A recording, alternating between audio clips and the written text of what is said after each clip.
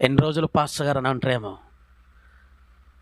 బంగారాన్ని ఒక రూపం తయారు చేయాలంటే నిప్పి కొలుములు వేయాలి.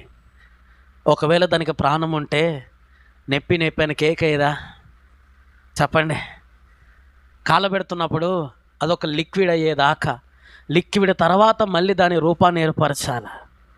ఒకవేళ రూపాన్ని ఏర్పరిచేటప్పుడు శుచితో కొడతాడు, సానబెడతాడు, పెద్ద పెద్ద మిషన్లు వేస్తాడు, అక్కడ ఇక్కడ దాన్ని తిప్పుతా ఉంటే ఒకవేళ దానికి ప్రాణం ఉంటే మొత్తుకోదా బంగారం?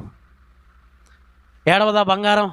నా వల్ల కావట్లేదు, ఆపండి ఆపండి అని అంటే దాని రూపాన్ని ఇచ్చేవాడు ఆగు ఆగు ఆగు, నువ్వు రూపం ఇంకా రాలేదు, నీకు ఇంకా మళ్ళీ దానికి ఒక రూపం రావాలి. పోనీ రూపం వచ్చిన తర్వాత వదిలిపెడతాడా? లేదు, మళ్ళీ దాన్ని పాలిషింగ్ చేయాలి. పాలిషింగ్ చేసిన తర్వాత వదిలిపెడతా లేదు, మళ్ళీ రకరకాల కొన్ని ఇండిగ్రేట్స్ పోయాలి, స్ప్రే చేయాలి, అన్నీ చేసి అంటే అనుకున్న రూపం వచ్చేదాకా తయారు చేసేవాడు కొడతనే ఉంటాడు. ఈరోజు దేవునితో మాట్లాడుతున్న మాట ఏంటో తెలుసా? నీలో ఒక రూపం వచ్చేదాకా శ్రమలలోనే దేవుడు నిన్ను నలగొడతాడు, శ్రమలలోనే నిన్ను గట్టిగా చేస్తాడు, శ్రమలలోనే నిన్ను స్థిరపరుస్తాడు, శ్రమలలోనే నీకు ఆయనకి నీలో నుంచి ఒక రూపు రావాలి. రూపు వచ్చేదాకా నేను వదిలిపెట్టాడు. అప్పులు తీరట్లేదు, ప్రార్థన చేస్తున్నావా? దేవునికి స్తోత్రం.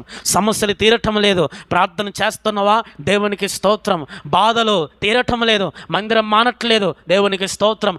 నాకు కలిగినది నేను దేవునికి ఇస్తున్నాను, అయినను అయితే నీ విశ్వాసానికి పరీక్ష ఇది. అయితే నీ విశ్వాసానికి పరీక్ష, నువ్వు నిలుస్తావా? సాతాను గాడు పడగొడతాడా?